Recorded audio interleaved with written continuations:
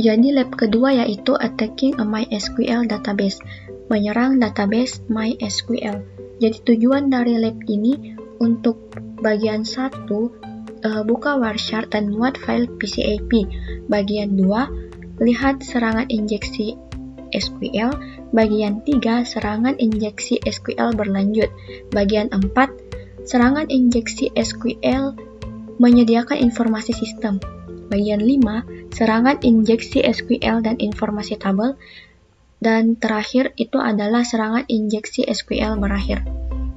Adapun latar belakang dari lab ini karena serangan injeksi SQL memungkinkan para tas jahat mengetik pernyataan SQL di situs web dan menerima respon dari database. Hal ini memungkinkan penyerang untuk mengutak-atik data saat ini dalam database, identitas palsu, dan kerusakan lain-lain. Jadi files PCAP telah dibuat agar kita dapat melihat serangan sebelumnya terhadap database SQL. Required resource yang digunakan yaitu CyberOps Workstation Virtual Machine. Langsung saja, bagian pertama open Wireshark and load the PCAP file. Mulai VM CyberOps Workstation.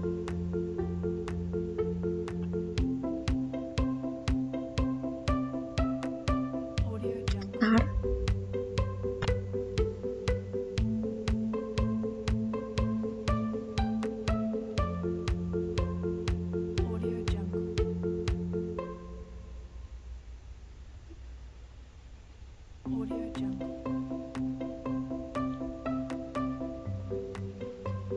Masukkan sandi dari analis, yaitu CyberOps. Nah, klik application.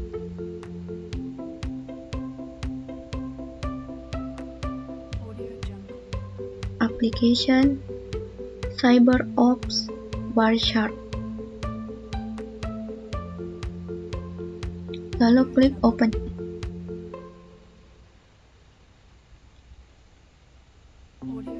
Di sini kita menjelajahi direktori home analyst dan lab support file. Lalu kita mencari SQL lab PCAP.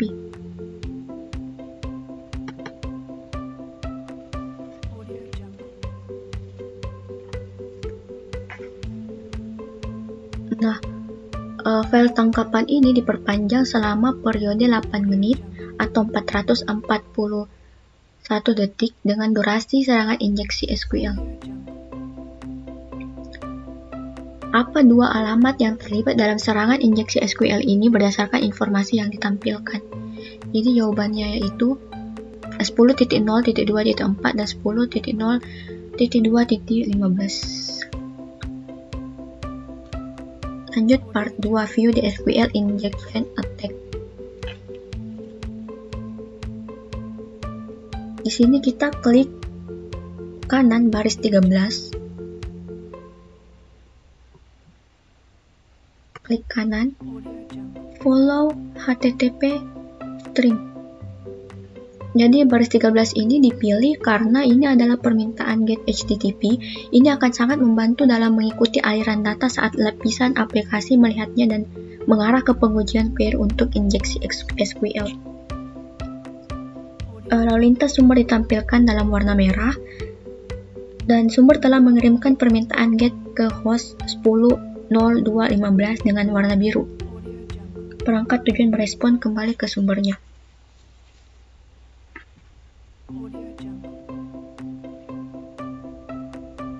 Nah, di file ini kita masukkan 1 sama dengan 1. Lalu klik find next.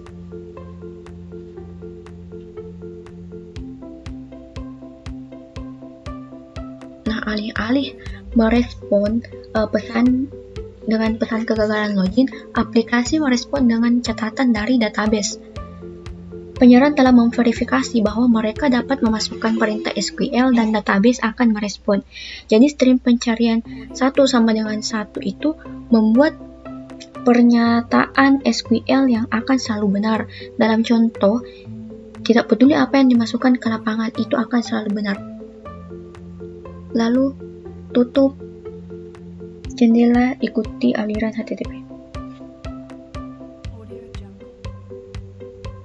Klik Clear Display Filter untuk menampilkan seluruh percakapan Wireshark. Selanjutnya bagian 3. Serangan injeksi SQL berlanjut. Di sini kita mengklik baris ke-19. Klik kanan lagi. Follow HTTP string. Nah, di file ini kita masukkan 1 sama dengan 1. Klik Find Next. Nah, nama database di sini adalah DVWA dan surname root localhost. Ada juga beberapa akun pengguna yang ditampilkan. Kita tutup dan clear. Selanjutnya part 4, serangan injeksi SQL menyediakan informasi sistem. Klik kanan baris ke-22.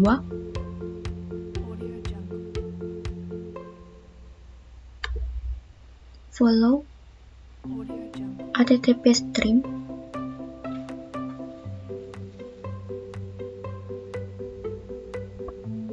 Kemudian pada find masukkan 1 sama dengan 1. Klik Find Next.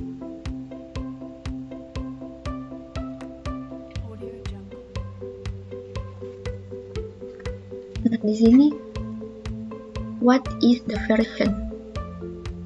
Jadi versinya yaitu 5.7.12.0. Close the follow HTTP stream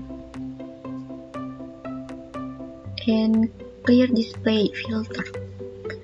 Lanjut part 5, serangan injeksi SQL dan informasi tabel. Jadi kita klik kanan lagi pada baris ke-25.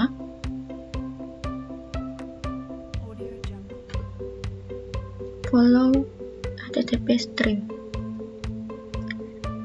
Pada find kita memasukkan kata user. Kemudian find next.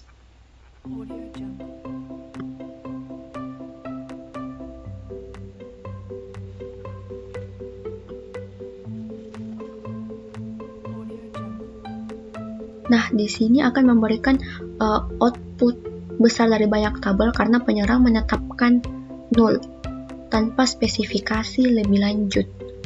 Di sini apa yang akan dilakukan perintah modifikasi untuk penyerang. Jadi database akan merespon dengan output yang jauh lebih pendek dan disaring oleh kemunculan kata user ini. Selanjutnya tutup jendela, ikuti aliran HTTP.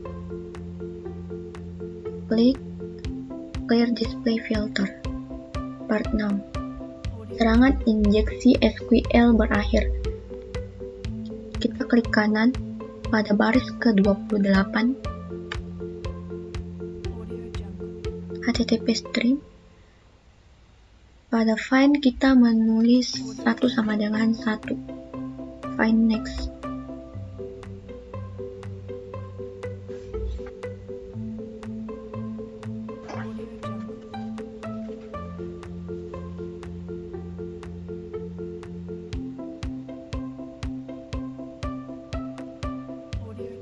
Nah, di sini pengguna mana yang memiliki kata sandi 8D35. Jadi kita cari. Ini dia. Jadi yang memiliki kata sandi ini adalah 1337. Kita menggunakan situs web CrackStation.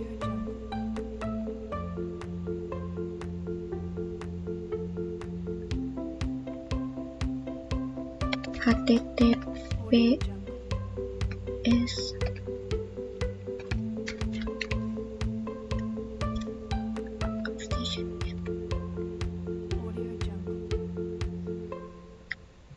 copy dari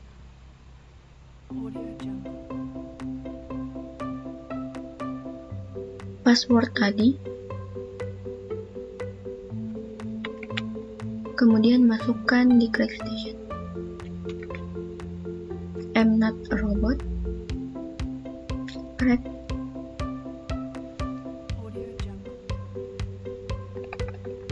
Nah, apa kata sandi teks biasa? Kata sandinya yaitu Charlie. Close the follow HTTP string window.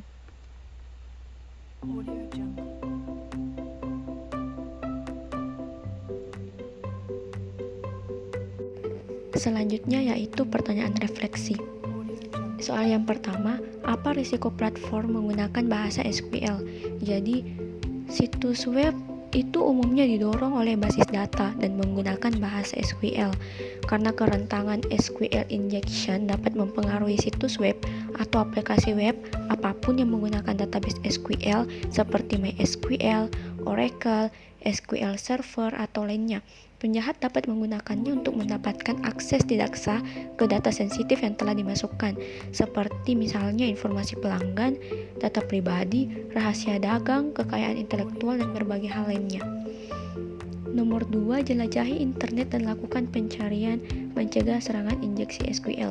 Apa saja dua metode yang dapat dilakukan untuk mencegah serangan SQL injection? Jadi, dua metode yang dapat dilakukan untuk mencegah serangan SQL injection yaitu yang pertama, melakukan filter terhadap setiap inputan user, dan yang kedua itu dapat menonaktifkan fitur atau kemampuan database yang tidak perlu.